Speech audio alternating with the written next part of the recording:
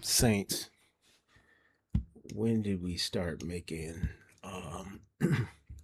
a litmus test for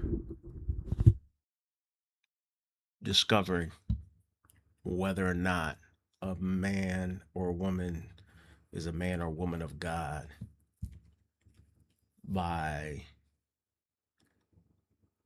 asking them if they believe Jesus had hair like wool? I've never heard of that before.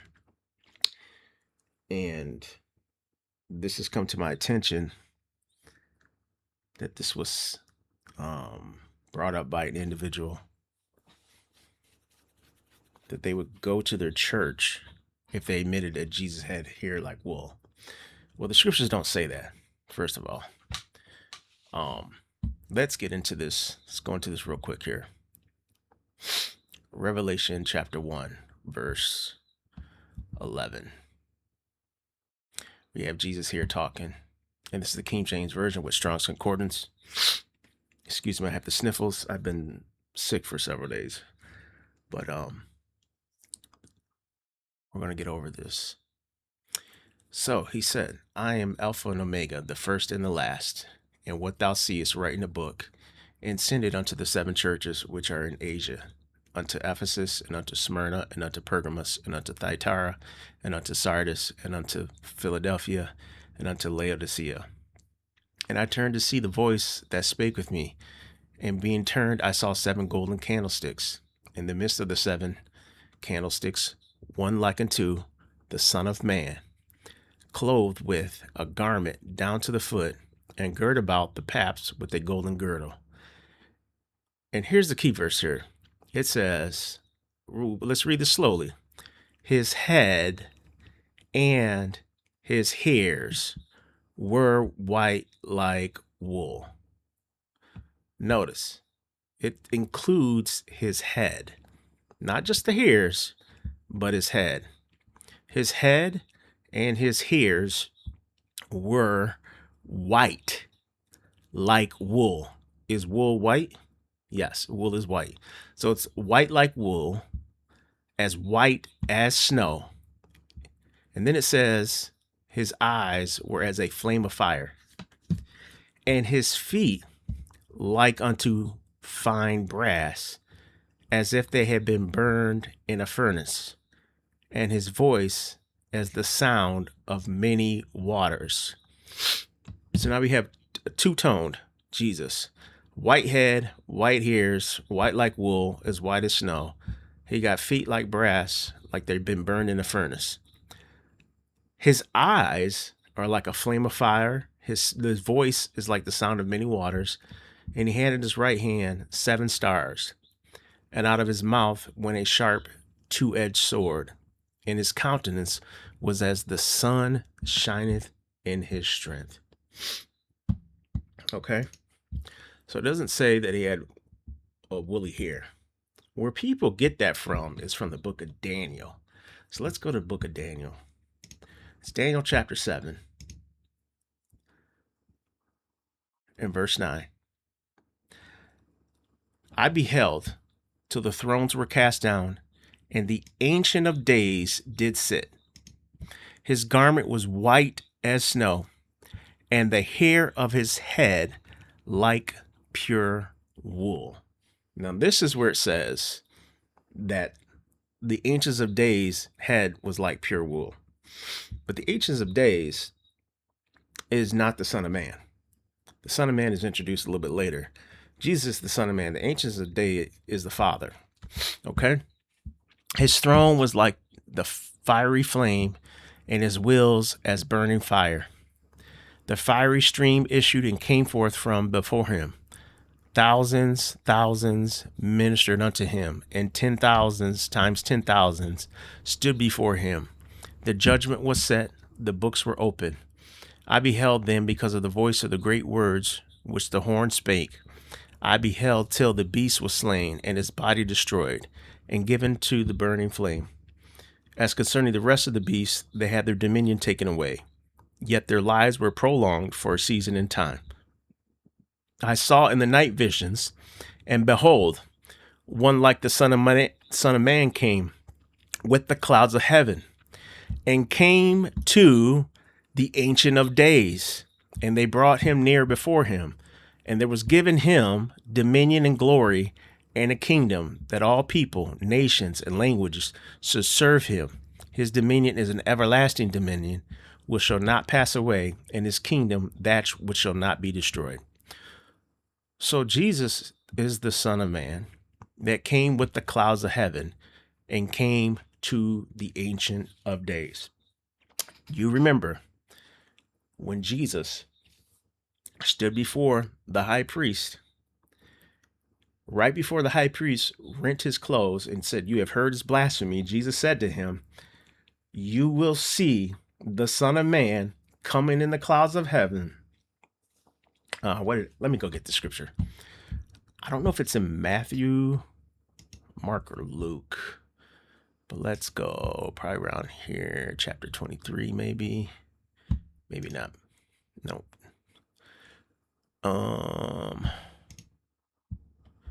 There's chapter 25. Oh, is it really later than that? Okay, there's the Passover, betrayal and arrest. Here we go. Jesus before Caiaphas and the council, so the Sanhedrin and the high priest. Here he goes. Jesus saith unto him, who's he talking to? Let's back up. And the high priest arose and said unto him, "Answerest thou nothing? What is it which these witness against thee?" But Jesus held his peace. And the high priest answered and said to him, "I adjure thee by the living God that thou tell us whether thou be the Christ, the Son of God." Jesus said to them, "Thou hast said. Nevertheless, I say unto you, hereafter you shall see the Son of Man sitting on the right hand of power and coming in the clouds of heaven." Then the high priest rent his clothes, saying, "He hath spoken blasphemy. What further need have we of witnesses? Behold, now we have heard his blasphemy." Because Jesus was associating himself with the Son of Man of Daniel chapter 7. And they said he was blasphemy.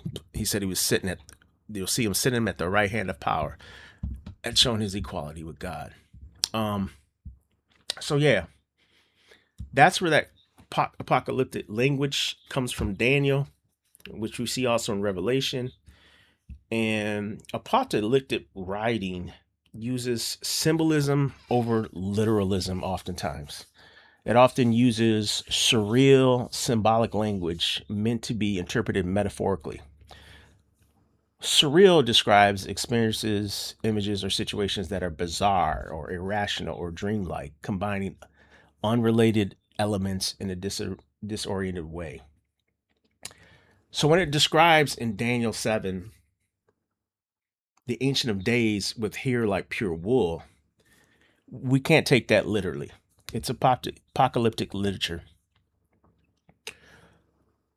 Moses wasn't even able to look upon God's face. And God said no man could look upon him and live. Just read Exodus chapter 33, 18 to 23. God ends up showing Moses his hinder parts. The Apostle John, in the first chapter of the Gospel of John, verse 18 says that no one has ever seen God. So even Daniel was not looking upon God's face. He wasn't looking upon God's face because John wrote that no one had seen God at any time. John chapter 4:24, Jesus says God is a spirit. So the moment you see here being depicted upon God, who's a spirit, you have to realize that's not actually God, what he's looking at. What is appearing before him is something metaphorical in that sense. And it's meant to be interpreted metaphorical. He was not looking at God. God didn't have woolly hair. To see there's a depiction of Jesus, it's not what it says. What it says of Jesus, it says his head and his hair is white, like wool, as white as snow. That's what it says. So now we have a white face, and it's not white like white people, more like white like this background. Let's just pull up something. Let's pull up something here. Give me a second here.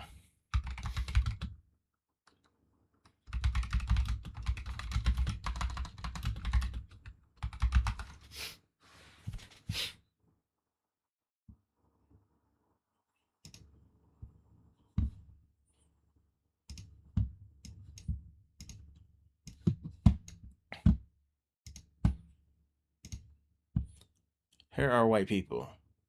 You see the pigment in them? They have some pinkish to them. They are not. Look at the difference between the snow and the skin. So Jesus was like the white as the white of snow. You just don't see white people do not. So it's not saying he was a white person in his face. All right, because white people aren't actually white. They have some type of color to them. He's as white as snow, is what it's saying. It's dealing with Jesus and his righteousness. The feet with the bronze feet, that's dealing with judgment. He's coming in judgment and all these different things. And plus, we know he didn't have a two-edged sword coming out of his mouth or fiery flame as his eyes, things of that nature. It's just symbolic, and people are using that and try to read it literally and then misreading it and saying that he had woolly hair. He didn't have woolly hair. That was speaking of the ancients of days, but God is a spirit, so he doesn't actually have woolly hair. So that's a misnomer. If you read Daniel 10, starting at verse 5, it describes a being there. This person also has hair that's white like wool, wool in its natural state. It talks about them having a jasper like body and a face like beryl. So these jewels, it's all this symbolism. It's not really literal. It's not meant to be taken literal. So I wanted to clear that up because we're making litmus tests for preachers. It's people want to see what they want to see. They want to have an agenda. There's an agenda, and they want to see what they want to see, but that's not what the scriptures is actually saying. I just wanted to deal with that real quickly here.